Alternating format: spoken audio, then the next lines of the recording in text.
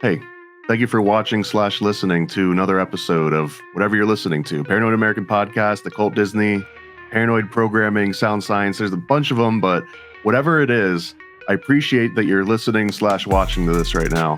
And if you really want to support Paranoid American, if you didn't know this, in addition to being a podcast, we've actually been publishing comics since 2012, so over a decade. While I was still at Disney, I started this company to publish a little book called Time Samplers, and it's exploded into 60 different titles at this point.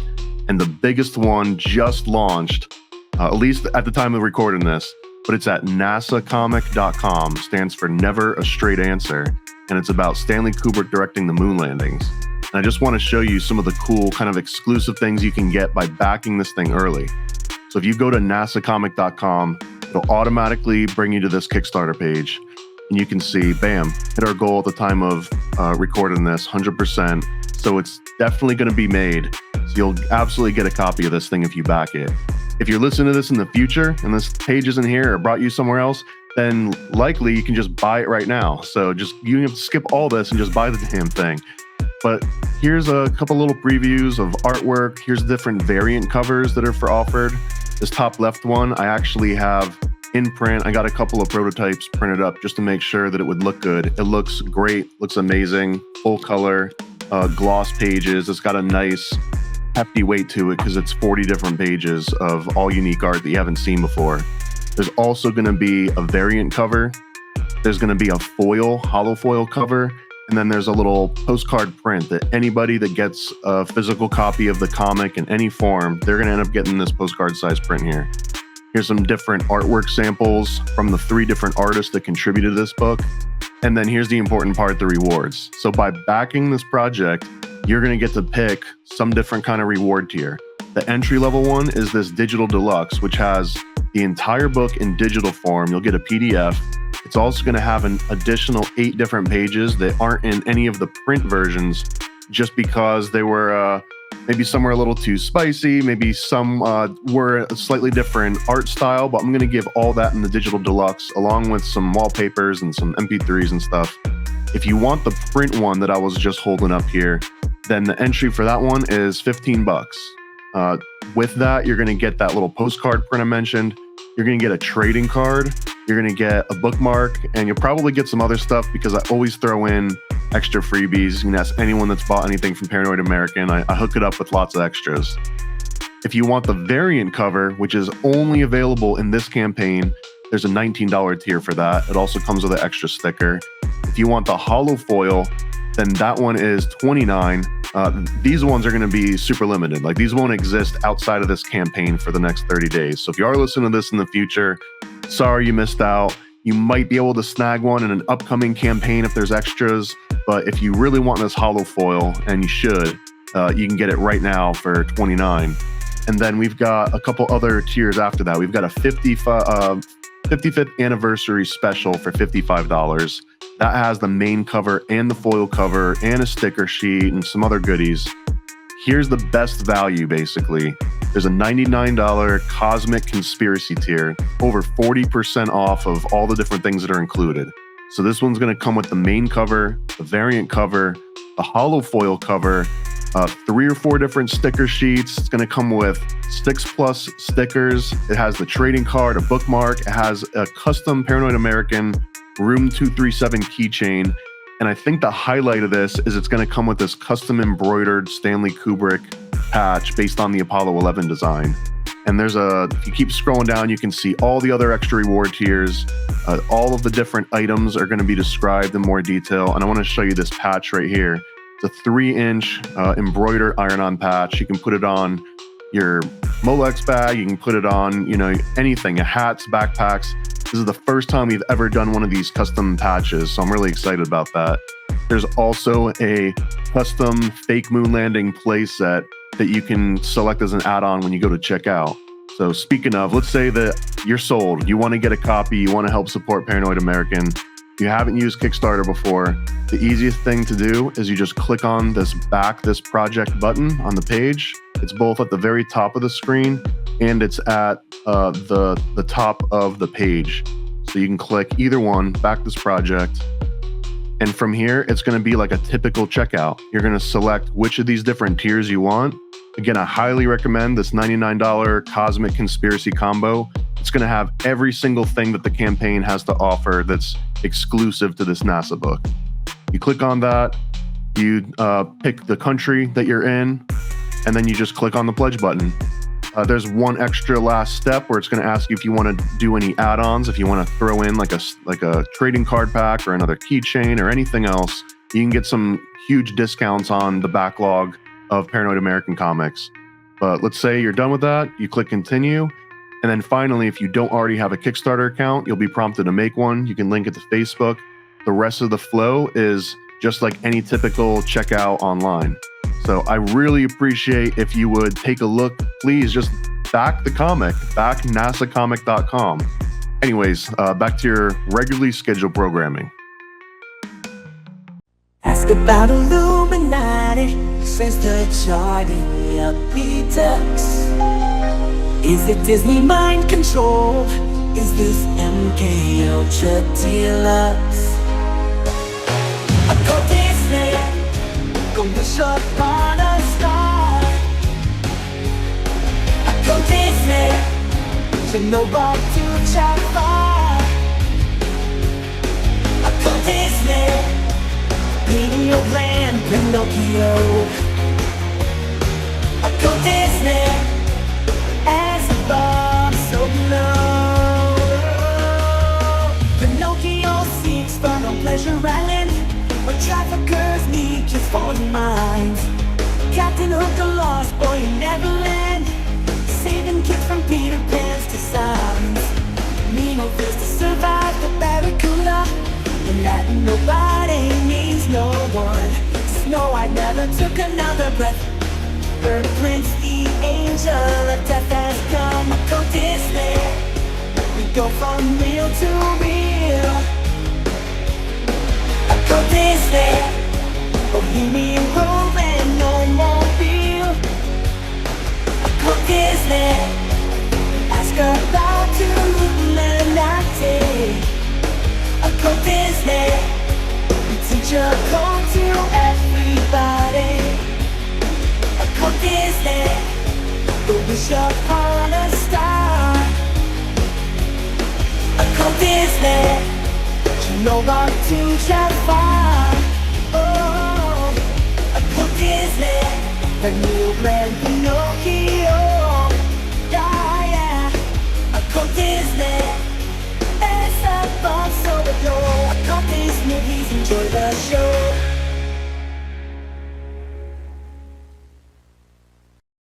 Hello, welcome to the Occult Disney podcast, where we fly around to all of Disney's Neverlands to see what's up.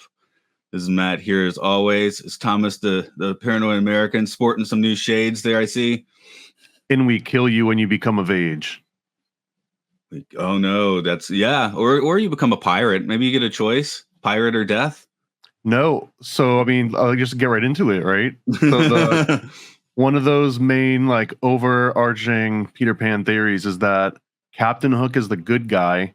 He represents getting old, which is why the crocodile has the clock in its stomach, and he can always hear it ticking. That actually represents, time ticking away at his life, because he's not this forever young Peter Pan. And the fact that he's missing his hand is also representative that time literally, like, is taking chunks of him off in a very physical way. So he knows that Peter Pan is killing the Lost Boys once they become a certain age, because Peter Pan lives forever, and he doesn't want to be reminded that either he's like stuck in this continuum, or I'm not we can go into that in a little bit, but that he basically takes you out. Once you start looking a little bit older than him, you're gone, unless Captain Hook comes and saves you, in which case you become a pirate. There we go. Well, okay, maybe you're not directly given the choice, but the possibility is there, I guess, is what I'm making a point that I have no actual feeling behind. If a pirate were to infiltrate the Lost Boys and convince them all what was going on and had them all join, then, like, where do all the new kids come? Okay, yeah, well, that's when he flies into London and he snatches more kids away, Disney proxy style. Right. I guess is the idea that Hook like kind of crashed land or shipwrecked on the island originally. I guess we do need to do the Peter Pan recap a little bit because I haven't watched it since we did the podcast on it. You know. Oh, I mean, it depends on the source and interpretation because Disney takes their own sort of spin on things, so it doesn't necessarily have to go one for one with any of the original source material. And they kind of start out with Captain Hook and Peter Pan already coexisting. And I almost want to make an argument that it's the same part. Like Captain Hook is just his shadow, like his actual shadow. Oh yeah, that works for. I mean, there's so many like hero villain dynamics where that kind of works for, you know. So I guess Peter Pan's just as petulant as Hook. Just it's supposed to be more charming because he's a boy. I teach boys. I'm not charmed by petulant boys. Says this old curmudgeon. Well, what did I get? What did I get this past Saturday? I got a 3-year-old who ate my foam dice that I bought from the 100. Your what? Your foam? Like I got a foam dice, for games and stuff. He just like grabs it, like will not let it out of his mouth, and when it finally comes out of its mouth, it's been ripped in half. So that didn't make me happy. So picked him up for a while. He's like 3, right? Finally put him back down. First thing he does is run over, get his water bottle, pour it all over the floor, grab the company tablet computer, not mine, and then toss it into the puddle he just made. I was like, that is prime chaos, Headed for big things. Yeah, really. So what it is kind of like, especially with real little kids, like the idea of reincarnation comes to mind so much because you're like, oh, this kid's been around the block a few times, they know what's up. And then another kid's like, you haven't done this before, have you? I mean, I think there might be actually something to that because that would be the ultimate superpower. If there were anything that seemed most reasonable versus bulletproof, flying through air, turning invisible, the ability to transfer knowledge from one generation to the next directly, like flatworm style, right? Maybe even eating a little brain here and there. But if anyone figured that out, that would be the ultimate superpower. For incarnation. But I do think like if that is the thing that is occurring in our reality, you subconsciously like you gain experience, like you don't have the memory of it, but the experience is there. If that makes sense. Which is something interesting with Peter Pan, because Peter Pan never seems to gain experience. He never matures. It's not that he just doesn't get older. He never matures either, And he's almost holds it in disdain. Like even in the Disney cartoon, as soon as he sees how old Wendy has gotten, he kind of like, like puts his nose up at her a little bit. Like, oh, you're an old person now. Well, it's like running into your old girlfriend. She's like, really? Okay. I mean, now for a guy that's 45, that could start happening a bit. If anyone's listening, some of them age very well. But yeah, did you know this movie existed? I don't think I did, except I've like bits and parts of scenes I saw, and I was like, oh, I thought that was part of the first Peter Pan movie. But no, this came out after I was kind of out of watching Disney movies in general. But yeah, I didn't know it really existed, and I'm glad we watched it. It wasn't a bad one, and it was super short. Like as soon as the time code shows up, and I'm like, oh, an hour and 12 minutes, we can do this. I'm all in. With modern credits. Not just the Disney like the end, but like a good 5-6 minutes of credits, that sort of thing. That's nice. I knew this movie existed because it plays oh no, the fuzz are coming if anyone hears that. Okay. There goes the sirens. I don't know if you can pick up on that or not. Okay, good. I'm checking StreamYard's things. I'm doing a mic check. 1 2. What is this? Okay. Where were we? Yeah, this was playing at my school a lot. We're panning out flyers now. It's like 20 years of the school, which means the school started in 2004. And Peter Pan 2 in book and DVD form were some of the things they have around to like entertain small children. So I've been seeing bits and pieces of this movie for the past 10 years that I've been working there, and always confused when I see the Peter Pan 2 book. So at least in Japan, they definitely ran with the title Peter Pan 2 as opposed to Return to Neverland. But yeah, we always have the faux Disney movies playing, Hunchback 2 and Belle at Christmas and all that sort of stuff. This one makes way more sense as Peter Pan 2, though, just because there are so damn many movies that have the word Neverland in it that are kind of unrelated to this series that, I don't know, it was easier to find when I just started searching for Peter Pan 2. Yeah, the term has been reappropriated a few times. I did actually. Well, I typed in the full Return to Neverland, and it gave me the correct movie. I don't think I watched something about Michael Jackson. Well, I don't know. There's that Peter Pan comparison again, but Neverland. Yeah, for some reason, this whole sequel is just about Michael Jackson and some court case. Yeah, I don't get it. We did watch Hook when we did Peter Pan, and I think I prefer. I don't take this at all, but I do think I prefer that as a follow-up movie. It's basically the same movie. I mean, just Wendy's older now, and Peter's older, of course, and right. But it's about Hook coming and stealing the children of Wendy essentially, and bringing them back to Neverland, and ... and that's where they kind of differ a little bit. But the overall plot is very much the same, and it's all an attempt to lure Peter Pan so that Hook can get a hold of him and eat him, Chronos style. Yeah, I wonder if it would have made sense to get dusted off and just do the voice, or Alan Rickman. I was like, what if Alan Rickman had been Captain Hook in this? That would have been fun. There wasn't that much money behind this. The biggest thing I could find one, we have good voice actors. They hired proper voice actors, which is always a plus. The only person whose name I recognize really is Frank Welker voicing the octopus, because he just makes animal noises, right? What does the octopus do? Blah, blah, blah, something like that. Yeah, I don't think it actually talks. It just makes bubble noises. Oh, okay. Here's a slight a bit we'll give. Roger Rees was the sheriff of Nottingham in Robin Hood Men in Tights, and he is Edward. Oh, he's the dad. Nobody cares about him. Okay, whatever.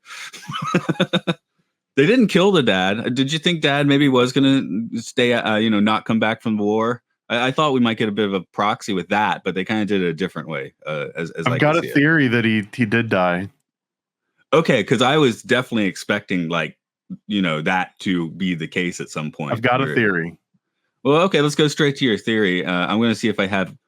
Yeah, my only credit is there's Daddy, because I think I already made a Daddy's dead joke or two in my notes. My theory is that they all die, and that when Daddy comes home, that's because Dad just died at war and can finally be reunited with them. Because I've got a whole. I swear I didn't mean to squeeze St. Peter into this again, but I wrote 3 notes of St. Peter, yeah, okay. St. Peter, just like Hilary Duff was dead in the Lizzie McGuire movie, right? Lizzie McGuire is dead. In this one, I think Peter Pan represents St. Peter because, aside from the name, which is convenient, but there's one particular scene when Hook finally gets him and they strap him up to the anchor, and the way that they've got him crucified to this anchor, it looks so close to the hanged man in the tarot deck, which is hanging upside down on this cross, which is also known as St. Peter's cross. And St. Peter, he basically, he's like the gatekeeper of getting into heaven, essentially, right? And Peter Pan is telling Jane, Wendy's daughter, that the only way you can get out of Neverland is by flying up through the sky, and you can only fly up through the sky if you've got all this belief and hope and faith. And it just seems like he's saying, hey, if you want to cross over, you have to accept, this reality that you're in. And then you can finally, because it's the weirdest paradox that you can only fly in Neverland if you fully believe it. But once you fully start believing it, you would start losing touch with the reality that you're trying to get to. So I really do think that they all kind of die in the beginning. They're trying to evacuate, and instead of evacuating, they don't. And the worst happens. There was 43,000 civilians that died in London during those bombings. So it's not unheard of, and it's not an anomaly in the statistics that if their whole family got wiped out. So then the dad coming home at the very end, that's him dying at war. Okay, there we go. Yeah, 3 times I wrote something about dad eating it here. Yeah, so you were saying St. Peter. I wrote several St. James notes, it seems. That's where my head was flopping around in this one. Now, should I be annoyed about which war this is? Because Peter Pan, the original, takes place at the turn of the century, right? The book's 1904. Shouldn't this be World War I? I mean, 42, so maybe Wendy's like late 30s, early 40s, if you give it a little bit of leeway. But essentially, the moment when they say, everyone's going off on these trains, that was a real event. And it was like the largest evacuation in British history to date, I believe. Oh And yeah, it that's how essentially Narnia starts happened as leading well, up to right? it. What's that? That's how Narnia starts as well. Yeah, So, and that pins it to a very specific date. I believe it's like September 1943 or something. And that was when that huge evacuation order came out the first time. So that it pinpoints exactly when this movie's happening, which is somewhat rare for a Disney movie to be pegged to basically like a day right. But or a week rather. I mean, it took, I think it took about a week. I did the tiniest amount of research into this evacuation. anyway, I'm just being a history snob by being like, this should really be the first one. And I guess we just ignore the first war so much. And it was 1939, so that would make Wendy realistically 37-ish, right? Well, Maybe a yeah, little but I bit think younger? that wasn't she like 12 or something at the turn of the century. So she'd be in like her 50s, which is possible. But yeah, just whatever. Seemed a little. I was like, this seems like perfect for. She's like now 25, or I guess 30. She's got a couple little kids, and it's. If they want to do it right, it would have been it would have been Peter Pan 2, Hitler's rise to power, and then Peter Pan 3, the downfall of Hitler. Peter Pan 3, Crystal Knocked. At least then the chronology would line up with the the relatives in the Wendy's family. It turns out that Captain Hook just trims his hair, trims his mustache, and that's how you get Der Fuhrer. Captain Hook is the Fuhrer. Yeah, I've had some funny doing the Twilight Zone. You keep running into like goofy faux Hitlers. There's one very good episode with Dennis Hopper as the American Nazi. He's great in it, but like it's like the ghost of Hitler's like giving him advice on how to speak, and they make it seem like who's giving him advice, and at the end, oh my god, it's Hitler. We're from the first shot, it's like clear, you can see like the hair part on the ghost down the street. Since we're on a very quick tangent, but my girlfriend just had a bunch of her like childhood books dropped off on her by her mom because she's like cleaning up or whatever. And one of these books is like, like one of your child's first alphabet books where every page is a different letter and it like shows you different ones. And in this book, D is for devils, and it shows a bunch of like, weird little like demon creatures. But there's also a little Adolf Hitler with a duck body, completely unexplained, and it's legitimate. It's not in like a weird Spencer's book style. It's just a regular children's book. Just happens to have a little duck Hitler. It's the weirdest thing, man. No, I got to stand by the Dr. Seuss A to Z book, which I use, which F stands for Fiffer, Feffer, Feff, and Z stands for Zizzer, Zazzer, Zuzz. So that's always that definitely won't harm your child. No, or the many children that I use that book with. But okay, there's me doing some horrible mind control because at the beginning I'm like, oh, Z stands for what? They're like zebra, zoo. By the end of it, you're like Zizzer, Zazzer, Zuzz. I'm like, no, it's fine because Zizzer, Zazzer, Zuzz has 9 Z's in it. Zebra only has 1, so this one's better. But yeah, Dr. Seuss, I wouldn't be surprised to find a little Hitler somewhere in there since he started off doing all the political cartoons. Popping around. Oh, yeah, talking about if we are crossing over into the great beyond when they go Neverland, I do love the dumb kaleidoscopic portal that they didn't even bother with for the original. Show me trippy animation like that for a few minutes, and yeah. I'm in. Yeah, I didn't hate that. Actually, that transition and the intro credits going through the clouds where Tinkerbell's like lighting up different elements and you can see it through the clouds. Those are pretty damn good. Like those are actually really interesting. But the freaking boat, man, the boat is so horrendous. It is worse than like a PlayStation 2 game graphic style. And I just think whatever time or budget it would have taken to hand draw whatever those frames were, where Captain Hook's boat enters reality and it comes and snatches them and then it flies back home. That sequence is so 3D dated. It's like the weirdest scene It reminds me, another weird tangent, but it reminds you, this is one scene in The Sopranos out of all the seasons that they have like a fade wipe where they just transition, and they don't ever do that again in the entire series. There's just like a fade wipe out of nowhere, like someone forgot or they accidentally drug the wrong template transition or something. But it stood out so much, and I just wish it didn't. Well, also because you're seeing like recognizable Peter Pan animation, so it's like your brain just is not ready to process a dumb 3D boat in that context. I mean, maybe you've been on the Disney ride. This is the scene where you start at the Disney ride, right? You come out of the window and you're in that spot. Like a lot of people have physically been in that spot, and it's just like ingrained. So throwing that boat in is, if this was a completely new property, I don't think it would have stuck out as much. But in this, it does. The digital shading was cool. I like that. That looks different than the original, of course. There's very little production information on this. Let's see. I can basically sit here and read it all in 10 seconds. In fall 1999, Canadian unit. Okay, Canadian unit was doing it. They closed. Walt Disney Animation Australia, Walt Disney Animation Japan finished it. That might explain a little bit why it showed up in my school. In March 2001, Disney announced that the film would go to a theatrical release due to positive reception by company execs. That sounds like the dumbest reason ever. Yeah, I'll say that sounds stupid. And then the only other production note is, as you notice, we do not see any of the Native Americans, and we see where they live for about 2 seconds. It's like, yes, it's still there. Let's never talk about this. This again. We're sorry. We won't do it again. Literally, we might even erase, the bits that you have seen. We might just remove those.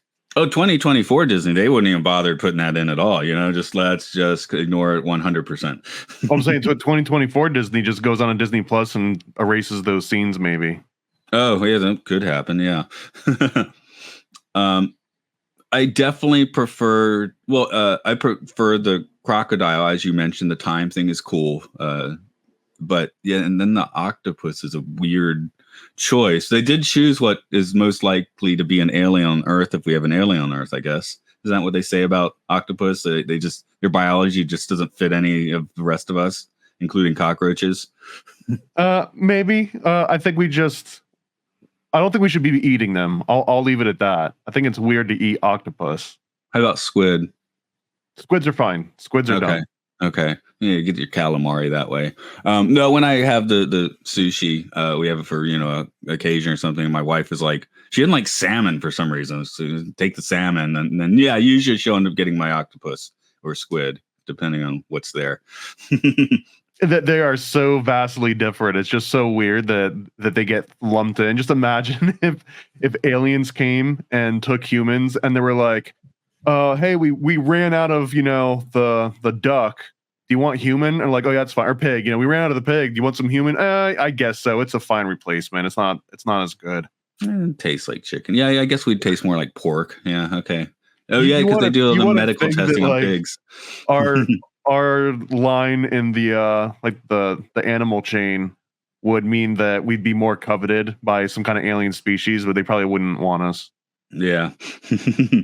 We got to be delicious to someone. Again, Twilight Zone to serve man. They've got that going on there. We'll have a lot more octopus talk when we get to Finding Dory. I don't know if you've seen that one before or not, but that's just like, I think the secondary. Yeah. Okay, what's the second character's an octopus or something, like the second build or whatever.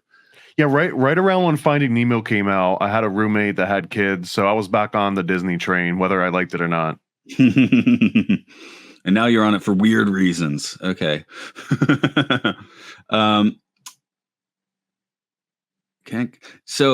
Okay. I'm trying to work out my thing on I was trying to work out the Disney proxy in my notes while doing this. We can't kill Wendy. That's where it's like fathers. That's where I was like willing to just father gets killed at war. So remember, the proxy includes kidnapping, which is literally what happens in the first few minutes. Right. So I wrote replacing your dire reality with Neverland, which is the increasing, it's hard to escape Disney reality from regular reality in the modern day, as we see from our telescoping list of films. But yeah, it's wild that when we started the series, every time we would do a movie, we would skip 3 or 4 years regularly. And now we're doing like 5 or 6 movies that all come out that year. So it like slows down in the years as there's more and more Disney movies coming out just nonstop from all these different studios they've got set up. I guess the thing with Peter Pan 2 Return to Neverland, it's because it got a theatrical release, it's kind of, I think it's teetering at the edge of the memory hole. I mean, again, no one watches Return of Jafar unless they're having a nostalgia trip, you know? I feel like these days. Well, that line about it fared well with the Disney execs and they decided for the theatrical release, that's just so classic Disney where, you know, like everyone's making something with a certain thing in mind. And then once it's all done and everyone was on the same page, then the execs get the buy-in. And I swear, just it happened so many times that it was ridiculous. But like an exec would come back in and be like, yeah, I had this game / movie / whatever it is over the weekend. And my, 8-year-old niece was over and she didn't like this part. So we're going to do this. Or, you would get these like weird feedbacks. And that's kind of what exec feedback works like. So when they say like due to exec feedback, few of them probably took the movie home and did really well at like a birthday party and the kids liked it. And they were like, okay, we're going to make a huge company decision here, which isn't a bad thing necessarily, but it happens so damn much. Well, let's break it down. Because the executives, if we're thinking about the bottom line, they absolutely made the right decision because this cost $20 million to make, $48.4 million domestically, which actually seems like a lot, and $66.7 overseas for a worldwide of $115 million on $20 million. That's pretty good. The critics generally were like, whatever, it's like right in 5 out of 10 middle. Roger Ebert, interestingly, gave it 3 out of 4 stars, so he liked it. Huh. If they were to remake Peter Pan now in 2024, what do you think they'd do to it? Are we going live? Well, they did like 2 years ago. It's one of those movies that everyone instantly forgot existed. I think it's. Well, okay. Well, that explains it. What did they do to it? Now I have to look it up. I remember kind of seeing. I think it came out in the wake of Pinocchio. I think it might have been because Pinocchio live action was straight to Disney Plus. One of the everyone worst. Forgot about it. It's one of the worst movies I've ever seen. It's also in Disney catalog. I listened to people describe it, so that was good enough for me. That's probably better than watching it. Yeah, and I say that as a Tom Hanks fan. Their description did not, make me want to see it, but I enjoyed listening to the description. So sorry, I'm still scrolling. There's just so much Peter Pan content. Me just trying to find a page about this is a little wild. I would assume that it probably still made some money. I mean, I don't know that, but it's just so freaking branded. Okay, here we go. Peter Pan and Wendy is a 2023 American fantasy adventure film directed by David Lowery, who's in it. Jude Law is in it. Okay. That's the only name that sticks out to me, probably because they had to hire a bunch of kids. But this one is on the brink of Kim Jong-un. Alexander Maloney is Kiev, doesn't it? This is like Wendy is trying to get out of Kiev. Oh, Wendy's getting on Kiev. Sorry, I was reading this thing and totally lost the train of thought. I'm just trying to tell if this is just a straight up Peter Pan like original story. It is the first story that we are familiar with there. That came out as a weird word soup. Let's see how it was recepted here. Anyone like this movie? 64% on Rotten Tomatoes. I guess that means it's not horrible. 61 on Metacritic. So it sounds like it's just serviceable, bland. Yeah, it's just like put on the original, I guess. I don't know. Well, we'll get to it in like 4 or 5 years, right? That one. Well, if we do the live action ones, I don't think we're planning to. Oh, this is 100% live action. This is one of their live action ones, like Pinocchio, or Dumbo, and all those. A little bit of interest. Yeah. Oh, yeah. If it was animated, I'd be way more interested. But it's. Like, I remember the Peter Pan live action like play that they used to put on like Christmas or something. Yeah, Mary Martin was in the famous version. I know my elementary school was taken at least once, possibly more, to see it in Atlanta at the place next to the museum. The Museum of Great Britain. That's what I call it now. It's a high museum in Atlanta, but it showed up in Black Panther as the Museum of Great Britain. So that's why I call it now. Is it in Wakanda? No, it's in Great Britain. But like in the in the movie they in the movie it's in Great Britain, but it's Atlanta's art museum. So it's a very distinctive building. Another building doesn't look like that one. So yeah. Well, you got a note rabbit hole to jump into? I got a few. I mean, I don't have any definitive answers on what Peter Pan 2 is about, but I have a whole bunch of theories. And not just that Wendy and Jane and Daniel are all dead and that their father reunites afterwards. That's just one of many theories. There's another one that I guess is like more general for Peter Pan, but they really emphasize in this movie that Tinkerbell is sort of like consciousness in a way, and that's her like flying around through the different clouds, and that like the whole story is maybe about enlightenment and trying to get all these different kids to be somewhat enlightened, but Peter Pan can't really break through that same barrier because there is a portal, right? There's a very real tangible sort of doorway that goes between reality and Neverland, and you can traverse it. They show them doing it plenty of times. And Peter Pan clearly does it all the time to go and snatch the kids and bring them back and turn them into Lost Boys if you go on that. But that, like, just being able to jump between that border, apparently that's not necessarily enlightenment. That's just being able to cross between this plane. And I don't think Tinkerbell, she has this weird power that when she gives the Tinkerbell dust, that's one of 3 components that's needed in order to like fly, which is one of the things that you need to go between, right? But how does Captain Hook get between? Because originally they almost make it sound like in the first movie they turn his boat into like a flying ship. They lift it out of the water and they like send it away, and that's how they kind of like get the best of him originally. But I don't know how is he still like have command over it where he can fly it through the portal into the real world and then fly it back? Like, what mechanism is that? Like, does he now have a flying ship because Tinkerbell sort of gave it this upgrade? Absolutely. I mean, that's how this movie starts, right? They had, there's a Star Trek episode somewhere out there in the metaphysical ether where they work it out and learn how to control their new ship. So Peter Pan upgraded them, really. So in that case, Tinkerbell upgraded them. She helped Captain Hook and the pirates reach enlightenment.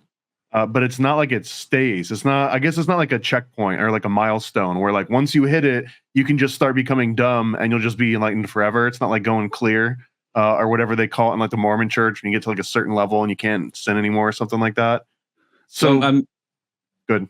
I'm coming from this is experience, not expertise. I'm not trying to like school anyone, but I've had a meditation habit going for what it was 4 or 5, a good 7 years now, right? Like if I skip a day, it's kind of like rare, and I'm just talking like 20 minutes, right? But like about starting out, and for a while, yeah, I got like heavy psychedelic visuals doing that stuff, right? I don't anymore because I was reading books like, oh, those are just distractions. And I'm like, but it's cool. And eventually you realize, okay, yeah, those were just distractions. So maybe if you see it, then that means that you still have work to do. And once you can just traverse these different realities without going through that transition, that's real enlightenment. I don't know. Again, I don't have answers here. Well, they're doing coarse things, aren't they? He's going to kidnap children, and Peter Pan is just mostly screwing around, right? So they're seeing all the stuff, but it's not. They haven't, transcended that. So there's like you learn the tools, and then you have to transcend the tools. In the very beginning, too, Wendy is talking about the second star on the right, and that could mean almost anything, right? The second star to the right, based on what? Well, going back to Star Trek, that's the final command that Captain Kirk gives in Star Trek 6. He's like, second star to the right. It's like, dude, that doesn't help in the middle of deep space. That's actually an interesting thread here. Like there might be a Star Trek and Peter Pan link that goes deeper than we imagine. Well, they do call Captain Kirk in Star Trek 2, grown up Boy Scout. So, there's 2 options. Overgrown Boy Scout. Excuse me, overgrown Boy Scout. I need to phrase that correctly. Or Desmoulins. And since we're in Disneyland, I've found 2 possible things that she might mean by the second star on the right. So in Orion, there's Betelgeuse and something called like Rigel, and those are the two brightest stars. So if you said the second star to the right, that would probably be Rigel, which is next to Betelgeuse or Betelgeuse. But there's we also like saying one, it the other way. there, I like saying Betelgeuse. Yes, of course. There's also one that might be even more fitting, because when the transition happens, it shows this ship, and then it kind of like floats in front of the moon, and then it fades out a little bit, and then it shows Jane looking up at the moon. So we just saw this like ship turn into a starship, and there is a constellation called Argo Navis, and that represents, I guess, Jason and the Argonauts. And there's like this whole thing, and it's broken up into a bunch of different parts, and one of those parts is the keel, which is like that thin, like the part that cuts through the water. That's the keel on the very bottom where it like meets, like kind of like the sharp part of the hull. And inside that particular aspect is a star, I guess, called Canopus, and that's the second brightest star in the entire sky. So, and when Jane's looking at the sky, she's clearly looking at two of the brightest stars in the sky, even though they don't exactly line up and where all the constellations. I actually tried to like match it, but it didn't fit for me. But anyways, so those are the theories, that it's either in Orion and it's Rigel or Rigel, or it's this Canopus. So in case anyone's really trying to dig the dirt on this, I did all the research. Well, no, you can. Yeah, there's all the star mapping on stories, which is an interesting route to go down, for sure. I lost my next thought. It blew up. Oh well. No, I made somewhere here. I did make the note. Just Wendy can get rid of her. Not Wendy, I guess. Jane. Well, let's talk about daughter. Jane. Yeah, Jane, because I guess it's kind of weird because she grows up too quickly and is basically told not to do that by Neverland in general. So how do we make of that? We have a girl who has to basically accept a nasty reality. We'll in this take, we'll assume that she's not dead just because she's dead. Then yeah, well, I guess this is the most obvious and like exoteric version of the movie, is that Jane is kind of calloused a little bit because she has to grow up in wartime, like during World War II. She's got to grow up in the bombing zone where they're evacuating people, and because of that, she doesn't get the same childhood. In fact, when she goes to Neverland the very first time, Peter Pan mentions something like, "Why does she act so old? Like she acts like an adult," and they're all like, "Yeah." And I think that's just showing that growing up during the war kind of like traumatized her, and it removed some of that childhood, and everyone can tell around her.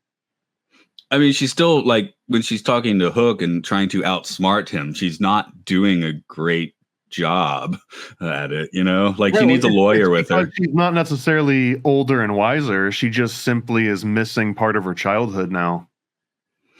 Yeah. And that's where, of course, I'm going to the thinking of the dark route of Little St. James, right? Where probably, teenagers ended up there thinking they were like gaming the system and ending up in a very poor situation. Yeah.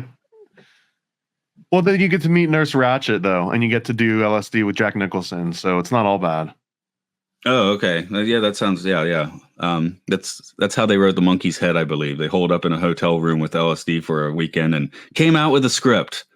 And that's that script was filmed. Movies too, I believe, over a lunch. An LSD lunch, yeah. Have you seen The Monkey's Head, by the way? It's been a while. It's been a long while. Yeah, that is a very insane movie that I love. I think it's great, but there's got to be something you can read into in that one as well. So, what series would that one fit into? I don't know, psychedelic weirdos of the 60s. What did you do? You do Roger Corman's The Trip, just to cite some Roger Corman, since he just went to his own Neverland. He was a young 98, but yeah, that was one of those guys. You just like. Come on, Mel Brooks. We're going to hear about that sometime soon, and that's not going to feel right, even though he's like 100 now. Mel Brooks and a cult Mel Brooks series might be worth it. Yeah, hell, I don't watch the Mel Brooks movies anytime. Blazing Saddles. Did that come up on your best and worst list? It didn't, but I have seen that movie like more times than I want to admit to. Because my aunt was dumb enough to show me that one when I was like 6 or something. So That's a good aunt. well, I think it technically is rated PG, weirdly enough. Am I wrong about that? I got to check up on that. So this was before ratings really meant anything, apparently. Yes. Oh, yeah. There's some early 70s movies. Before Gremlins traumatized an entire generation of children. Yeah, because you got, what's her name running around naked and Logan's running. That's like G-rated. Jenny Agutter. Yeah. That's artwork. I will defend that one. I'm great. I'm when I was 7, I was like, hey, what's happening? So or whatever. I remember watching age, Romeo and Juliet in class, and now that one is cited as like no-go. Oh, right, because it's for 8 different reasons, I guess. I think we watched it too. Maybe I don't even remember. Okay. Blazing Saddles was a proper R, so I guess my aunt technically should not have been showing that to me. But or something. Some movies get like re-rated like later on. Like I can't remember what it is, but there's been 1 or 2 where it's like it was like a G, and I think the first Star Trek, getting back to Trek, I think was originally in G, and then when they did the later cuts, like it's probably a PG at least. There is so like everyone is familiar with like the straight to TV, like the USA versions, where it's like I'm mother trucking tired of this Monday to Friday snakes. This is what happens when you meet a stranger in the Alps. Yes. But there's also a Mormon service that, and I think it's like a network, or at least it's a service that filters movies out and just removes the bad words, the violence, any of like the sexual bits. So you could legitimately watch damn near any movie with all of those parts kind of cut out. And I guess that since they specialize in it, maybe they do it with like a better touch than just hard edits. I don't know. I haven't seen one. Maybe we should look into some of those. We should, because I'm thinking of like something real notable. What's something that you just don't want to show to a kid? Fight Club. Oh well, yeah. Back to Big Lebowski. Fight Club's good because the tone remains. I mean, even in the shots where it's not something explicit, there's still a pretty gnarly tone through the whole thing. Human Centipede. Yeah. What you don't even get to see the centipede in that version, do you? Especially if you're doing the sequels. I think that might hit the wall. Can the Mormons work with the human centipede? The full sequence, the third one or second one. So even the first one is like a little artier for with the second and third, it just gets more and more exploitation-y. So they knew where the money was coming from. Oh, 100%, because that was the thing. Tom Six, people were like, yeah, you seem to be a little restrained. He's like, oh, did I? Okay, hold my beer, please. No, when we did our Human Centipede 2 podcast, he that guy retweeted it, so that's kind of fun. He's paying attention to people talking about centipede. That there's another one with teaching. This feels weird. The unit with the little kids right now is like nature, and I have this tin filled with like these little plastic bugs, like disgusting spiders. I'm like handing it to little girls, like 3-year-olds. I'm like, that's weird. One of them being a centipede. So I don't know. They creep me out now. That's interesting. They creep me out now, but at 3 years old, they don't creep you out. Maybe when do you start getting creeped out by stuff? What kind of experience do we need? I think after you get bit by a few or get weird rashes, then maybe you start to develop a little bit better. I don't know, self-preservation or something. Because I mean, that was, back in my day before we had more than 6 channels on the TV, but like fun was going outside and lifting up rocks and finding like the roly-polies or whatever the hell was under those rocks. Sometimes those little snakes and stuff. Like that was the fun part. Now, if I see a snake, like my first instinct is not, I'm going to capture it and name it Gambit and it's going to be my pet now. Yeah, no, I was coming home a few days ago and there's a giant snake going across. Well, not poisonous, but going across the road. I'm like, I don't know what that guy's going to do. I'm just going to wait for him to cross the road and see what happens, which then he went into a little water gutter. So, but yeah, I didn't really want to go interact. And then a night or two ago, I think I had a dream about having to do the same thing with a much larger snake, of course, because I was Dreamtime snakes.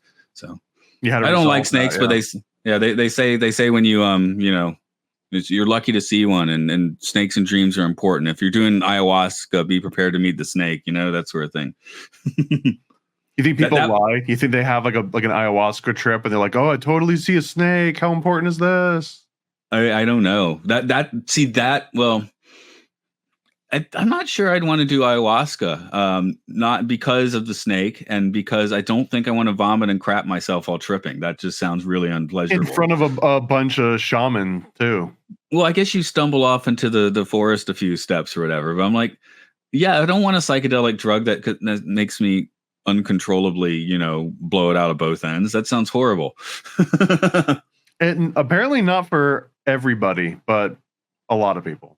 I mean, I'm sure I'm sure it'd be like cool too. But I'm like, there are other things you could do that don't include, diarrhea and vomit. So stick with my plain Jane LSD. Thank you very much. Yeah, just order some mimosa bark online. You go to Penny, you raise a pH here or there. Good to go. I mean, there's definitely like variants in the shroom trip and an acid trip, which I don't know. Maybe that's a personality test. Which one do you prefer? Salvia every time. Yeah. See, they had stuff in Japan a while back, which worked, but I'm not quite sure what it was. I kind of wonder if they were testing vape technology on psychonauts back 10 15 years ago. Really? They had like a psychedelic vape in Japan?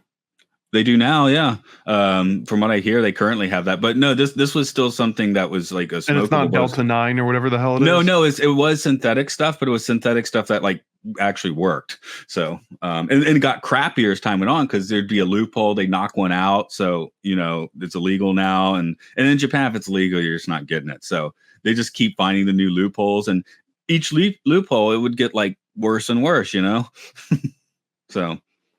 you can only shift that molecule over so many times before, people start having heart palpitations or weird things. Exactly. It started off being like, hey, this is pretty close to weed, to being like... you're talking about K2, like the synthetic K2 stuff? No, I'm talking about specifically Japanese loophole ones that I don't think were even sold in America.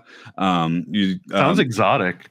Yeah, you go to like the back alley places in Ikebukuro in Tokyo or something, right? But they work. But yeah, because I ran across a few of the synthetics in the States back in the day. I never saw. Right, I never found one that wasn't complete garbage. So I'm definitely not talking about those. So it's Japan. Japan's weird that there's no moral thing about doing that. It's just like, is it legal or not? Are you breaking the rule or are you not? If the answer is you're not breaking the rule, great. If you are breaking the rule, that's bad. That sounds a little bit like morality. Yeah, but it's what does the law say? Because in America, it's like religion, like you're flirting with the devil if you're tripping out, that sort of thing. People get in that headspace, which that doesn't exist here. It's just is it law or is it not law? So maybe I shouldn't say rules. I'll say law. Because you don't put your morality behind a law. It just is a law or it isn't a law. This is not an American way of thinking. I mean, it's clearly, because I'm just trying to think. I don't think I've ever respected the law when I was growing up, and if anything, it was telling me what I should be going out and doing. Like my first DARE class, it never would have crossed my mind to want to do any of these things. Like they all seem like horrible, murderous, bad people things. And the second DARE starts explaining, like, all right, you might see this stuff and, here's what it might do. And it's like, that sounds kind of awesome, actually. Like, yeah, I remember. Yeah. Health class, they'd wheel in the TV and put in like the anti-drug, don't do psychedelics. It's like, psychedelics look awesome. Yeah. So, I actually had a totally like sketch comedy sitcom thing where my junior or senior year in high school, they had like the person doing community service to give us a speech about how drugs ruin their life, and the teacher left the room for 5 minutes, and then they started talking about how awesome their drug experiences were. That actually happened. I mean, that seems like a sitcom thing, but sketch comedy, which it probably has been, but yeah happened. I saw that happen in the wild, so that was kind of fun. I was like, I was causing some problems when I was a little bit younger, and I went to like see like a child therapist for, I don't know, a few months or something. And I was just trying to like shock them a little bit. And I had this friend, I was in like 7th grade or something. And I remember that she was going to be able to get acid for some like carnival that was coming through town. I'm telling this therapist this, and I'm like, yeah, one of my friends might be able to get some acid, and I'm just thinking about doing it. And I was trying to like, let's ruffle this person's feathers. And the dude, without blinking, was like, I think you should. And it's just like, this was an adult therapist that my parents had used insurance or whatever to have him talk to me, to straighten me out because they were scared that I might, be on the wrong path and start doing drugs or something. And then here's this guy that's basically like, not only do I approve of this, but I think you should do it. It could be some really important exploration for you. And I'm glad that he said to do it, but I also, retrospective, I don't think that's what my parents were originally paying him for. I'm gonna guess that's probably the case. Yeah, well, it was my worst experience with that sort of thing. The Phantom Menace. We got some drugs, didn't work, and neither did the movie. I liked Phantom Menace. I tried to rewatch it again recently, and I can't get past the acting. I do like Return of the Sith, Revenge of the Sith. Excuse me, Revenge of the Sith. I do like, so I'm not just throwing the prequels under a bus. And just to be clear, Phantom Menace is the Jar Jar Binks, right? That's correct. Yeah, no, I like that one. Okay, you're down with the Binks. In spite of Jar Jar Binks. Yeah, well, that's another part of my really not liking that is probably the experience I just explained, where it was like, new Star Wars, yeah, we're gonna trip out, and no, you're not, no, and you're gonna be old enough not to be into it. I did that with Small Soldiers, and it was the weirdest thing. I mean, it's different for everybody, but when I did that for Small Soldiers, it didn't kick in because we were just sitting there in like a dark theater watching. It was a very passive experience.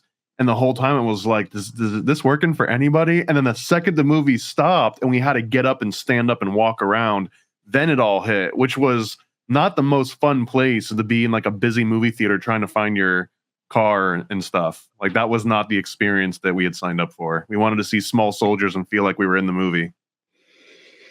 Anyway, in the 60s, I'm sure they had lots of blotter with Tinkerbell and Captain Hook on it. I wouldn't put Peter Pan on blotter, though. That seems wrong.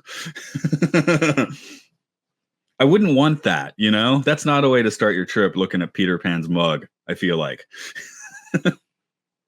Yeah, I don't think Neverland's a place that you really want to go for that kind of an experience. Or maybe it is. I don't know. How do you feel? Do you find Peter Pan to just be generally annoying or creepy? Yeah, no, 100%. Okay. I honestly believe that he's killing the kids when they get old enough to keep himself feeling like he's young. I really think that there's this aspect of it because he's kind of a god in a way. So he's like above all these kids that he's snatching and bringing back to Neverland. Yeah, and then he has like a sociopathic smile where he would like, slit an 18-year-old's neck and not give it a second thought. He doesn't care, bro. Like he can just zip back to Neverland. Who's coming for him in Neverland? He's already constantly at war with Captain Hook, so he virtually can do anything he wants with no repercussions. Like the only thing that could possibly happen is what the Lost Boys pull like a mutiny on him, but that's it, right? So like he can kind of pretty much get off unscathed. He can go into the real world in London, have his way, and do anything he wants with anybody, anytime, and then just pop back over into a different reality. Yeah, and he's got them mind controlled under his thumb, so he's got that going for him as well. Yeah, he's okay. I guess we talked about this some with the original, with Hook being more of the actual hero. We can relate to him as grown ass men. What do you think is the Logan's Run age for the Lost Boys? When do they get their throats slit? I think in Logan's Run, I think they even call them maybe the Lost Children or Lost Boys in Logan's Run, and I think it's like they'll kill you at 18 if you're still here or something. Because in the movie it's 30, right? But if you're still living in this outlier of society at 18, you're screwed or something like that.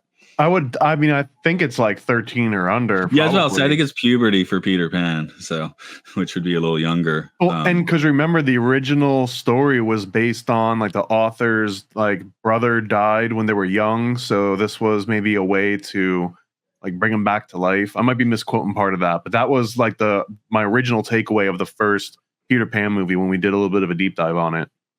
Yeah, And so that's why he can never get older, is because he's dead.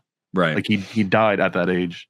I mean, I guess that's the thing with this movie. Most of the points we're making really just go back to the first one. This really is like, let's just do it again. It's a legacy sequel that's pleasant enough, except for the music. Joel McNeely did the score. That stuff's fine, but man, those songs suck. And what are they doing in this movie? Yeah.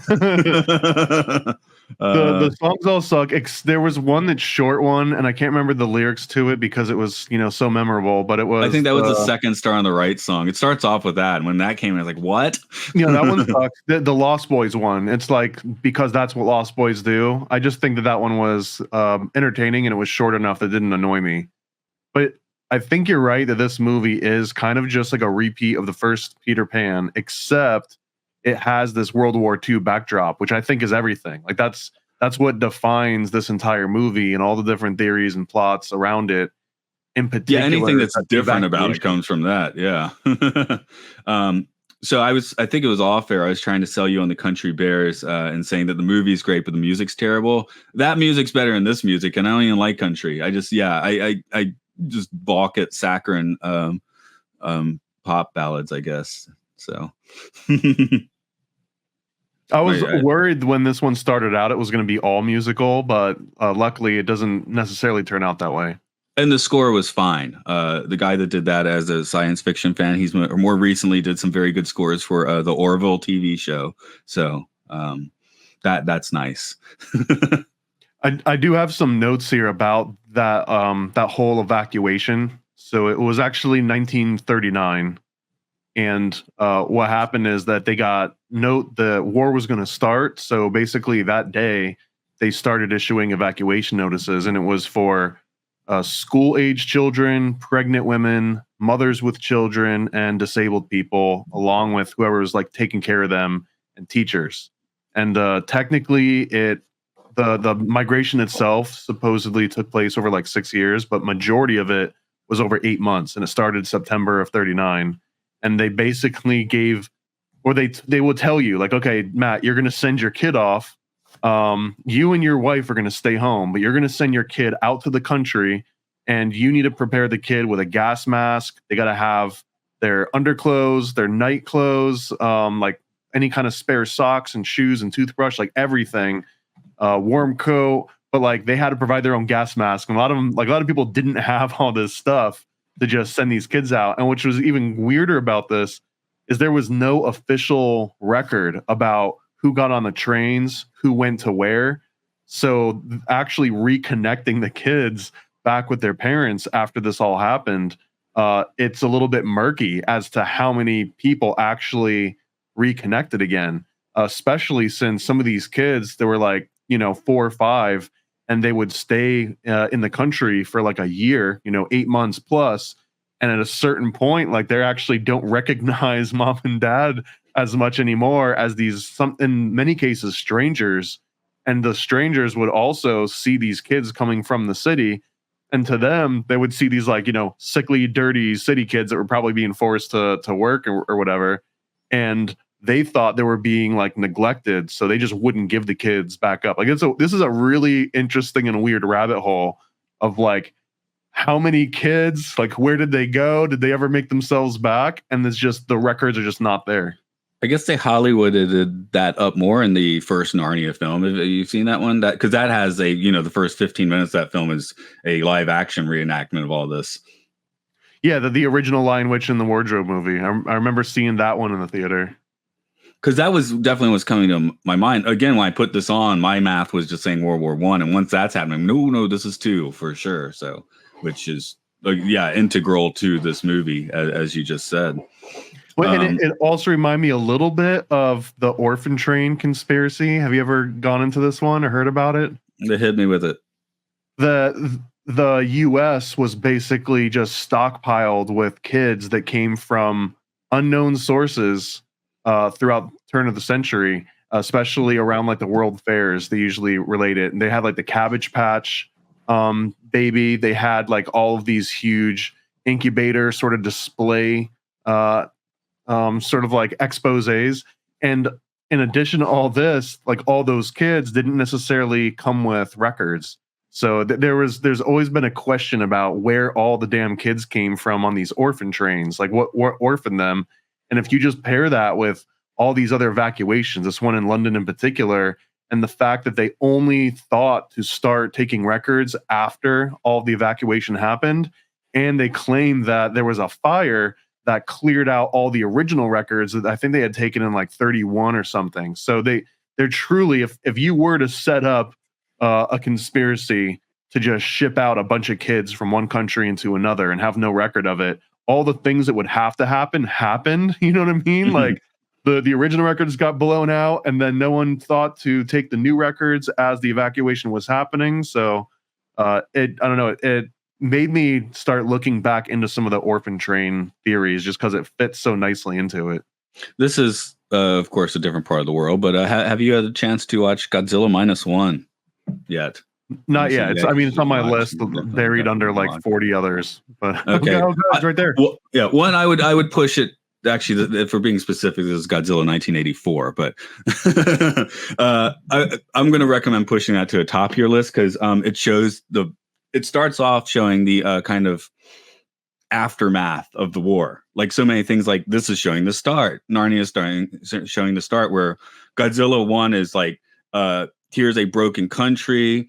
It's a kamikaze pilot who does not do his kamikaze duty. So he comes home, finds his parents are dead. Half the people he knew are dead. The people who were there knew he was a kamikaze pilot. So they're like, what the hell are you doing here? Yeah. So they're pissed at him. And he ends up starting a family because a woman is trying to steal food from him for the baby with her, as in not her baby. But it shows them like kind of hanging out and hanging out in his bombed out house. And then he gets a job and then they start to rebuild the house. And you see Japan within 2 years rebuild itself from, being firebombed, Tokyo firebombing. And of course, then Godzilla shows up to smash it all. But that's the fun part of the movie. It's not. Is Godzilla -1 a fun movie? I don't know. It's not a fun movie. It's really good. Definitely. Has there been a Godzilla that takes over London yet? Oh, it's no, just that's been America, right? New York and Japan. That's it. There is a British monster movie. Of course, it's not Godzilla, and I cannot remember the title, but there is at least one kaiju hits London movie out there. But yeah, London has mostly avoided giant monster attacks. So even Hong Kong got smashed, or is it Shanghai? I don't remember. One of those got smashed in one of those recent American movies. So, okay, I've got my other paradox worked out a little bit more because I was taking some notes. So help me figure out this equation. You're trapped in Neverland. This is Jane, right? So Jane's trapped in Neverland originally, and a large portion of the movie is that she doesn't know how to fly. And since she doesn't know how to fly, she can't get back home. And it's kind of weird. We'll talk about it for a second, but like it's kind of weird that she's literally there. She's literally in front of Peter Pan and she sees him flying and she sees Tinkerbell, but she just refuses to believe it so much, even though this is the most proof she'll ever have. And she just can't accept that, any of this is really happening. So therefore she can't fly for the longest time. That it kind of feeds into my theory that she's dead and like she won't accept that she's dead and you can only ascend, like the purgatory or ghost realm once you've acknowledged it. Okay, set that aside for a second. So you're Jane, you're trapped in Neverland. The only way to escape the illusion is to believe the illusion, right? Like The only way I can fly out of Neverland is to believe that Neverland exists. But I don't know. The equation seems like it's almost a nonsensical equation. The only way to escape an illusion is to believe the illusion. Well, I guess it's like a lucid dream thing. She has to recognize that the dream, and then she could do whatever she wants in the dream, like fly. Of course, the other option would probably be, if you go lucid at that point, is to wake up. So that's not happening either. So maybe the paradox was she's still a little girl, so maybe she can't work out that much weird philosophy that that philosophical logic. I don't know, work out the situation that way. It's like me being, I've never been able to dive that well. I've dived twice in my life properly. I mean, I'll jump out on cannonball, whatever, but I've only done 2 proper dives in my life. One was at the YMCA when I was 5 or 6 years old. I would not jump off the board. And my dad was like, I'll get you Castle Grayskull if you jump, and right in the water. And the other one is I was a Boy Scout, not an overgrown Boy Scout, I hope. But to get my merit badge, I managed one just because I needed to, But if you want me to go dive properly, like head first into a pool right now, I don't think I could manage it. Yeah. I've done it before, but I don't think I can manage it. Same with lucid dreaming. I've had some serious lucid dreaming, but it's hard to just plop yourself into that sort of thing, Some people wouldn't do it. You got to practice. You got to practice. Monks can do it, No, it's really difficult practice. I mean, that's why we have people doing that as like monks and stuff, right? So I know enough to know how difficult it is, basically. Growing up in Florida, I was on the swim team, so I did a lot of diving at the YMCA, and I remember I had a jackknife dive, I think was one of the names. There's like a whole bunch of different ones, but never one of those huge, like super tall ones. I don't think I've ever jumped off one of those before, like the big 20-foot platforms. Yeah, I've jumped off some giant rocks in the lake. So yeah, again, this isn't a fear thing. This is just an ability of me to orient myself head first into water for some reason. And I've jumped off very dumb things. Speaking of almost killing yourself, this one has the same theme where Tinkerbell literally tries to kill Jane once Jane enters Neverland. And she even says it. She says it to Peter. She's like, she just tried to kill me. And Peter's like, oh, she's just jealous. All girls get like that around me. And there's like this weird little like he's like this mischievous smirk, like, yeah, she's gonna try and kill you. That's just part of what it's like down here. Like, if you get my attention, then people will try and kill you because they want my attention. Sorry, you're making me think of the Dr. Evil therapy scene in Austin Powers, where he's trying to kill you. He's not really trying to kill you. Yes, I am. He's correct. And what later on Mini-Me's trying to kill him. So that's I guess that's more, Mini-Me's like Tinkerbell then. Okay. Where I've worked it out. And there's also like a weird connection to this, because just like Tinkerbell was trying to kill Jane in a couple ways, she also tries to throw her to the mermaids, and the mermaids, as we saw in the first one, they're going to try and drown her. Like, that's what the mermaids do. And that's kind of part of their actual lore, is it would like drown people and like steal their souls and stuff. But so they get into the situation where Jane at one point says, I don't believe in any of this. I don't believe in you, Tinkerbell. And it like hurts Tinkerbell. Like, she starts dying just because of, I would say, a magic spell that she kind of casts. It's kind of like a curse, because she like verbally says this thing with ill intent, and that ill intent transfers onto Tinkerbell, and she starts to die. And Jane's trying to do everything. And when she finally reunites with Tinkerbell, who's like slowly dying after Peter Pan gets taken away, she doesn't necessarily say anything about I believe in you or I have faith or I'm sorry. She just starts crying. So she's like, this anguish. And then Tinkerbell starts coming back to life. And my first thought was like, does Tinkerbell actually thrive off of Jane's like turmoil? Like, maybe she's feeding off of her, Monsters Inc. Scream style.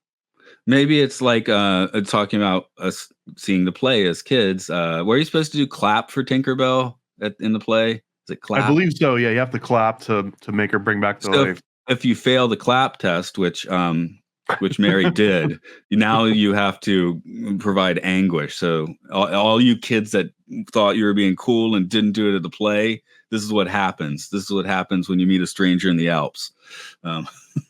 There's another little nod here to the premise that Peter Pan's killing the Lost Boys once they get too old, because when Jane meets Captain Hook, per chance, like, he obviously puts himself into the situation, but they meet up and he gives her a whistle, and it's like, you need to be the whistleblower. Once you're with Peter and the Lost Boys, blow this whistle so that we can come and take them away.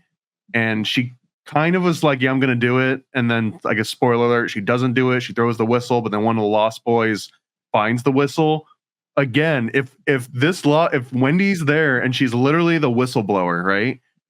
Like her throwing that whistle, maybe it's representative that like she told one of the Lost Boys, and then one of the Lost Boys called in the authorities. And in this case, Captain Hook is like CPS, or I don't know what he represents in this scenario, but he's the authority, he's the adult that comes in to take Peter Pan away because he's been offing all of these Lost Boys, and it was actually one of his own Lost Boys that turned him in. Well, it might have been on the minds of the makers of the movie, realistically, because Aaron Brockovich is a couple years before. There was the Russell Crowe one where he's blowing a whistle, so it was in the air at that. Those movies were winning Oscars, so I would say that's not a completely out there idea, because we do sometimes have out there ideas around here. And I guess the ending is kind of comes really quick, because at this point she cries and Tinkerbell comes back to life because Tinkerbell feeds off of human suffering. And as soon as that happens, Wendy figures out how to fly. She saves Peter Pan, and then they're back home, and then the movie ends. Like all that happens within like 5 or 6 minutes. And we're glad it worked out that way. And then we get another banger end credit sequence. Disney in this era is definitely, well, I guess we said in the 70s they were knocking, no, it was the opening credits in the 70s they were knocking out of the park, but now they're knocking the end credits out of the park a little more, I think. Yeah, they're not doing great on the 3D ships, but I'll be damned if they're not making some great credits. That's right. I let them run for 2 minutes before I stopped the movie, so that's saying something. Usually credits are there, finished. Even when I know there's a post-credit sequence, sometimes I'll just be like, okay, movie finished, hit stop. Especially modern ones, the post-credit sequence that like completely changes the tone of the film you've just been watching, or just completely erases any sense of accomplishment in the film you just watched. They love to do those now. It's like, you thought that was the end, but this movie barely mattered. Get ready for 5 more movies until you quit caring. Are there any movie? I think there are a few, but I can't think of them off the top of my head, where like the credits all roll and then it shows somebody waking up, like the whole thing was a dream and the whole movie didn't even matter. Well, the best example of that ever, I believe, is the sitcom Newhart, where right, the very end, the entire series was a dream, right? From the character from his first sitcom. Yeah, I'm like, I mean, that is a middle finger ending, but in the best way, because even The Sopranos has like that kind of like what happens next sort of thing, like but yeah, that one is like, here's what happens when it first came out, but I've come to appreciate it more, although it's not my favorite ending of a series at all. Lost ending still blows. Okay, just throwing that. I don't even think that's a hot take anymore. Shall we wrap this one up? Fly the ship back through the psychedelic vortex to the real world. A couple other ones. I already did like the Chronos and Saturn is Captain Hook, because he represents time in the material world, and the slow process of decay as represented by his hand getting chopped off. And then Peter Pan is basically like Hermes or maybe Mercury, because he flies around, he's mischievous, and maybe that Tinkerbell could be his Promethean fire. Like that's the consciousness that he's sharing with people. It's a little bit of a stretch. That was one interesting. Does it matter if he's Hermes or Mercury? Does it? I mean, I know. So. Okay, just checking. I think it's just Greek and Roman. I think it's potato. Yeah. I was just kind of throwing out. Are we seeing like another difference between the iterations? It's like the same with Saturn and Chronos essentially is the same premise in here, but it is actually significant to talk about Mercury and Saturn, because they do play off of each other like astrologically the same way that Peter Pan and Captain Hook might play off of each other. But the other one that I thought was interesting is because this happens during wartime, and the whole premise, if you simplify it, a kid gets sent to Neverland, and Neverland is like this place where there's no rules and you can fly and you can just like eat mud pies. Like it's like truly heaven on earth for like a young kid, right? Like that's kind of the whole premise of Neverland, is that everything there caters to kids. And it reminded me a little bit of that story of the old man in the mountain, which was the original order of the Hashashins that Marco Polo wrote about. But the whole way that it would work is they would snatch you when you were around like 13 or so years old, like very much Lost Boys age. They would snatch you, drug you, and then you would come back to in this like completely fabricated heaven on earth. And some of them said, some of like the more outlandish stories said that the old man in the mountain had like hollowed out the entire mountain and turned it into its own little biosphere. Shout out Pauly Shore, but he turned it into like a little biodome. And that when you would go in there, they had these artificial rivers that had like honey and milk and wine. And, there would be like ladies all over feeding you grapes. So they would snatch these fighting age young boys, just like the Lost Boys, and then tell them, you've already died. That like you're talking to God right now. You're in heaven. Look around. Like this is as good as it gets.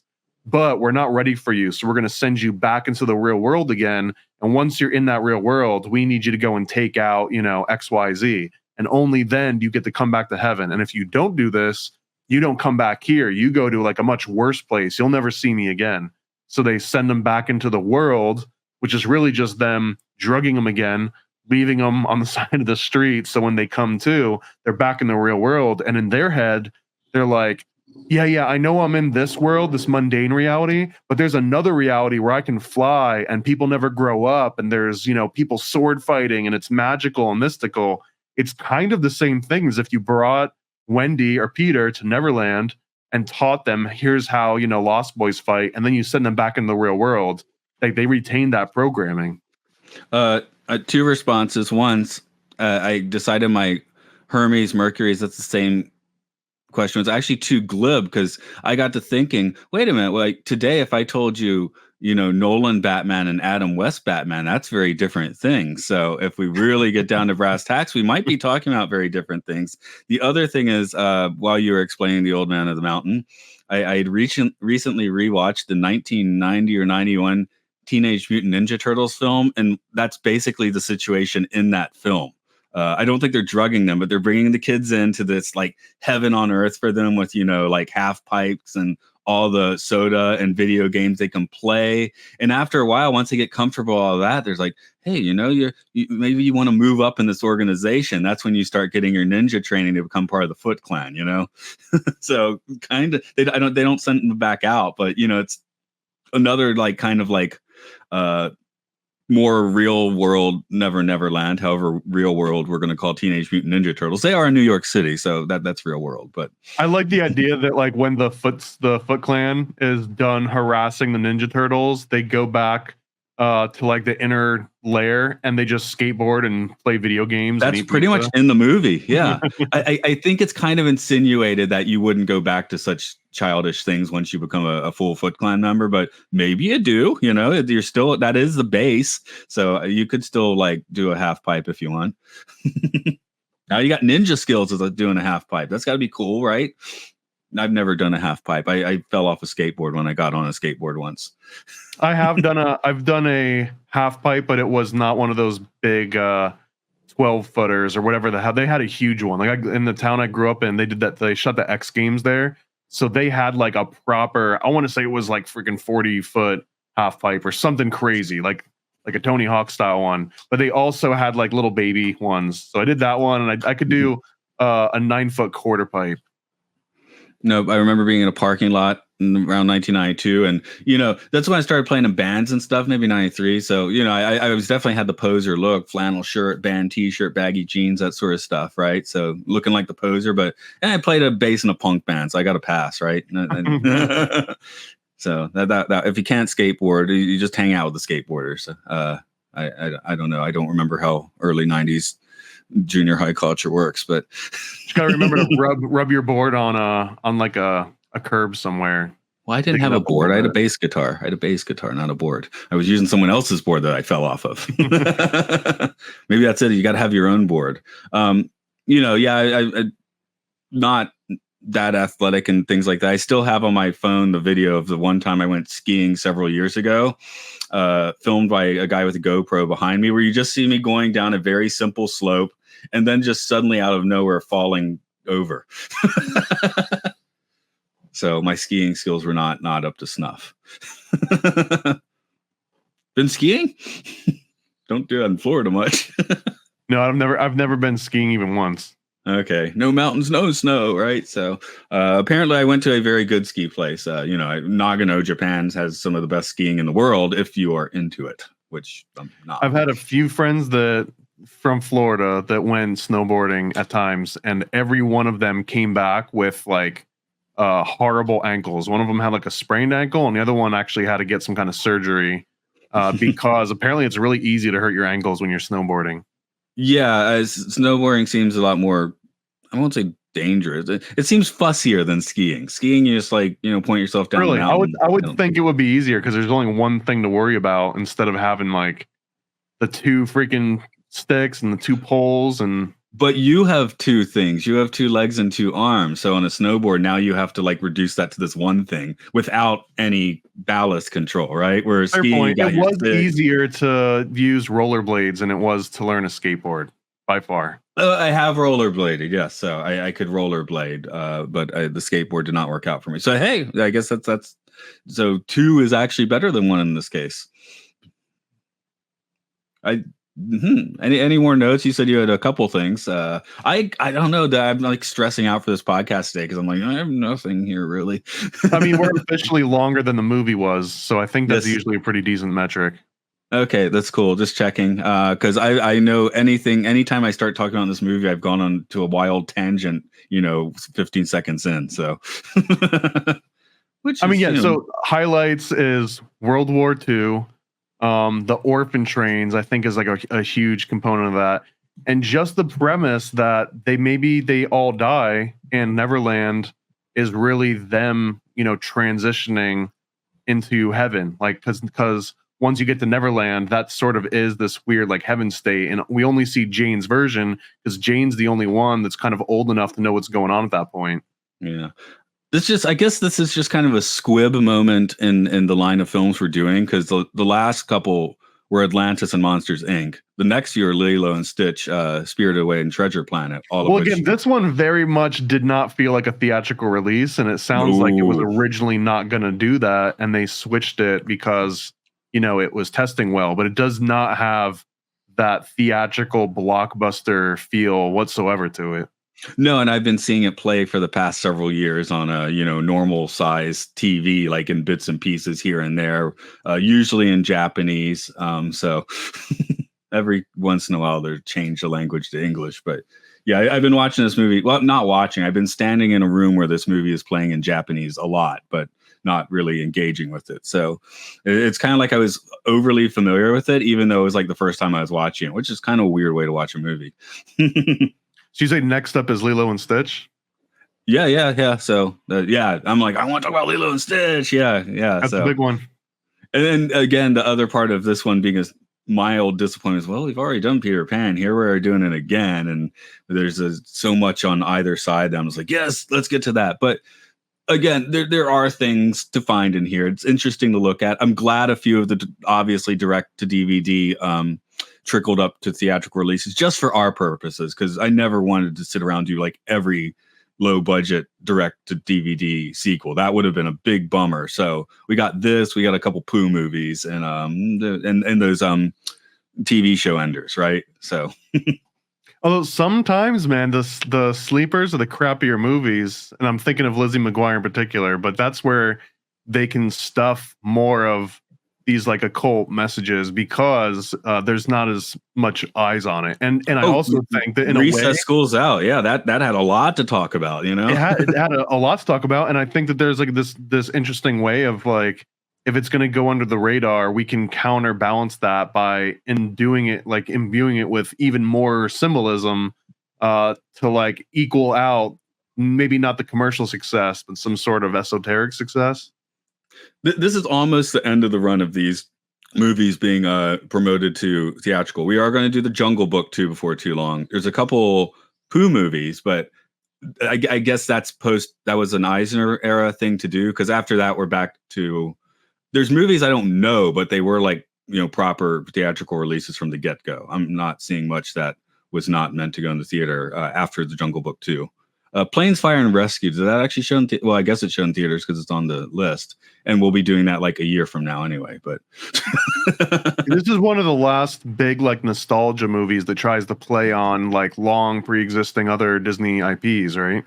Yeah, just Jungle Book 2 and a few more Poos, and that's pretty much it. And then it's going to be Pixar sequels, which were, well, a lot of them actually were meant to be direct to DVD. They were fully renovated to be theatrical. Like, you know, nobody's going to say Toy Story 2 looks like it's direct to DVD, you know? All right, well, let's keep them going, man. Yeah. Okay. What's going on in your Neverland? I mean, I just talked to the printer. I know this is, you might be watching this a year in advance, but I just talked to the printer for Chosen One issue 2 and my Adult Occult Illuminati series. And I think they're going to be coming next week, and I'm going to start sending them out to everyone. And once I've, sent all those copies out for those last 2 campaigns, then the NASAcomic.com campaign will start.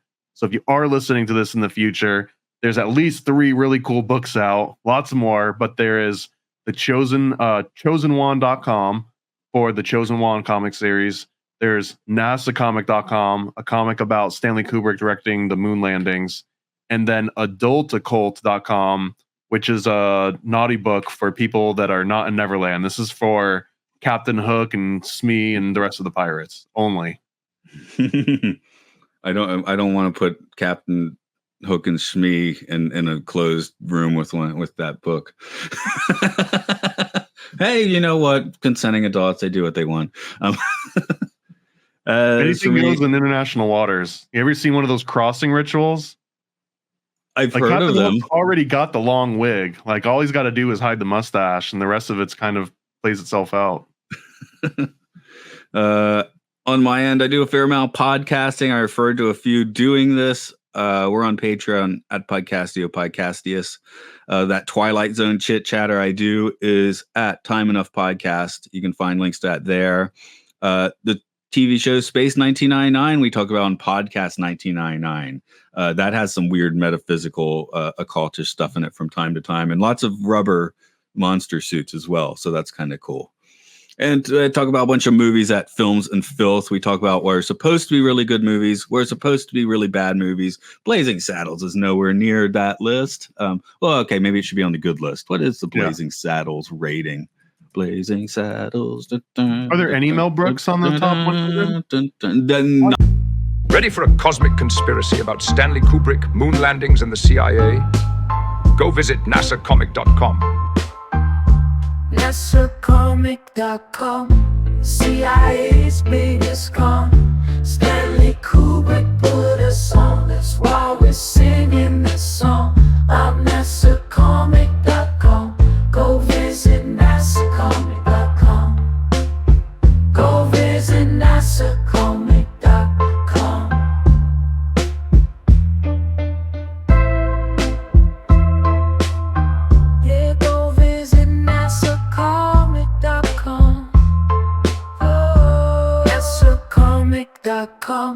CIA's biggest con. Stanley Kubrick put us on, that's why we're singing this song. I'm NASAcomic.com, go visit NASAcomic.com. Go visit NASAcomic.com.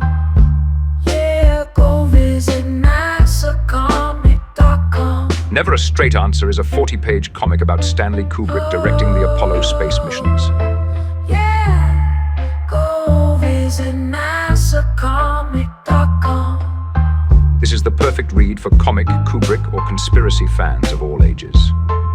For more details, visit nasacomic.com. Spread the word with propaganda packs, all for just $40 shipped at paranoidamerican.com. Paranoid propaganda packs.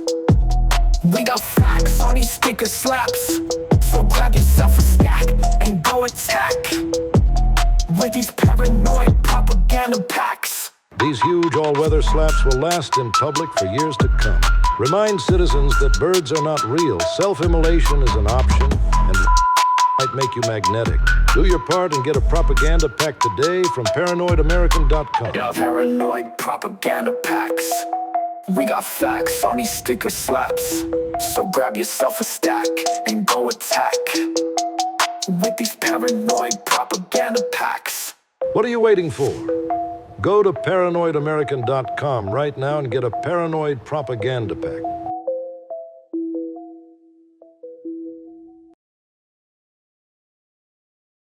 And all American stickers, cryptids, cults, and killers. We got all your favorite conspiracies, all of that and more on our sticker sheets. Paranoid American stickers, they'll make you smile and snicker. False flags and secret societies, all of these and more on our sticker sheets. Explore the unique with Paranoid American sticker sheets. Unearth tales of cryptids, cults, and mysteries through each sticker. These won't last long. Get yours now at paranoidamerican.com. And all American stickers, cryptids, cults, and killers. We got all your favorite conspiracies, all of that and more on our sticker sheets. Paranoid American stickers, they'll make you smile and snicker. False flags and secret societies, all of these and more on our sticker sheets. What the heck are you waiting for? Discover the extraordinary with Paranoid American sticker sheets. From cryptids in the night to cults out of sight, each sticker is a unique find. Get yours now at paranoidamerican.com.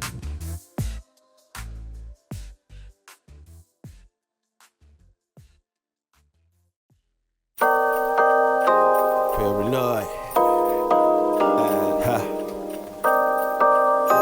Yo. I scribble my life away, driven to write the page. Will it enlighten your brain? Give you the flight, my plane, paper the highs ablaze. Somewhat of an amazing feel when it's real to real. You will engage it. Your favorite, of course, the Lord of an arrangement. I gave you the proper results to hit the pavement. If they get emotional, hey, maybe your language, a game, how they playing it well without Lakers evade them. Whatever the cost, they are the shapeshift. Snakes get decapitated, met is the apex. Execution of flame you out, nuclear bomb distributed at war, rather gruesome for eyes to see. Max them out, then I light my trees. Blow it off in the face, you're despising me for what though? Calculated and rather cutthroat. Paranoid American must be all the blunt smoke for real. Lord, give me a day away, vacate. They wait around to hate whatever they say. Matters not in the least bit. We get heavy rotate when a beat hits, so thank us, you're welcome. Fuck the niggas for real, you're welcome. They ain't never had a deal, you're welcome. Man, they lacking appeal, you're welcome. Yet they doing it still, you're welcome.